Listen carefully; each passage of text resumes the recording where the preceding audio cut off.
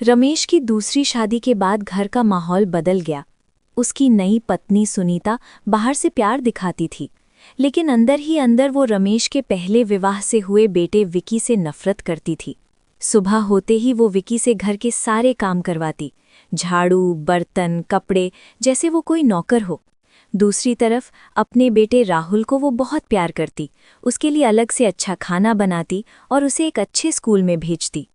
विकी अक्सर भूखा रह जाता क्योंकि सुनीता अपने और राहुल के लिए बाहर से पिज्ज़ा और बर्गर मंगवाती, लेकिन विकी को या तो कुछ नहीं देती या बचा कुचा खाना देती।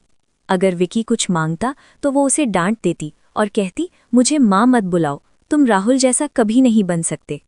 एक दिन विकी ने हिम्मत करके कहा कि वो भी स्कूल जाना चाहता है, लेकिन सुनीता ने उसका मजाक उड़ा दिया।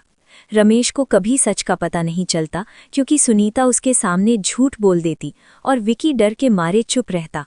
लेकिन एक दिन रमेश अचानक जल्दी घर आ गया और उसने विकी को भूखा और रोता हुआ देखा। जब उसने प्यार से पूछा तो विकी सब सच बता देता है, कैसे उसे खाना नहीं मिलता और पूरा दिन काम करना पड़ता है।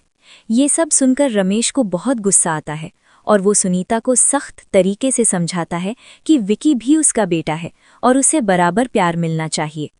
सुनीता को अपनी गलती का एहसास तो होने लगता है, लेकिन उसका व्यवहार पूरी तरह से तब बदलता है जब एक दिन घर में एक बड़ी घटना हो जाती है।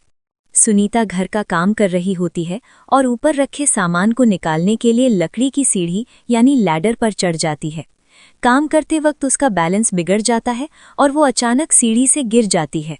वो जोर से चीख पड़ती है और जमीन पर गिरकर दर्द से कराहने लगती है। उस वक्त घर में सिर्फ विकी होता है। वो सब कुछ भूलकर तुरंत सुनीता के पास दौड़ता है। माँ, आप ठीक हो? ये शब्द उसके मुंह से बिना सोचे निकल जाते हैं। विकी तुरंत पानी लाता है, उसे उठाकर सोफा पर बिठाता है और पड़ोसी को बुलाकर मदद मंगवाता है। उसकी आंखों में सच्ची चिंता और प्यार होता है। सुनीता हैरान रह जाती है, जिसे वो इतना दुख देती थी, आज वही उसकी सबसे पहले मदद कर रहा था। सुनीता की आंखों में आंसू आ जाते हैं। वो धीरे से कहती है, मैंने तुम्हारे साथ इतना बुरा किया, फिर भी तुम मेरी मदद कर रहे हो। विकी सीधे दिल से कहता है, आप मेरी माँ हो, माँ को कैसे छोड़ सकता हूँ। ये सुनकर सुनीता का दिल पिघल जाता है। उस दिन उसे अपनी हर गलती का एहसास होता है। शाम को जब रमेश और राहुल घर आते हैं तो उन्हें सब पता चलता है।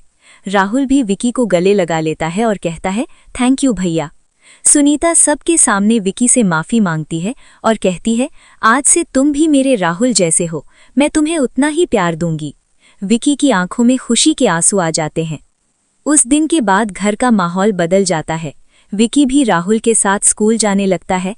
दोनों साथ खाना खाते हैं, साथ खेलते हैं। सुनीता अब दोनों बच्चों को बराबर प्यार करती है और कभी उनमें फर्क नहीं करती।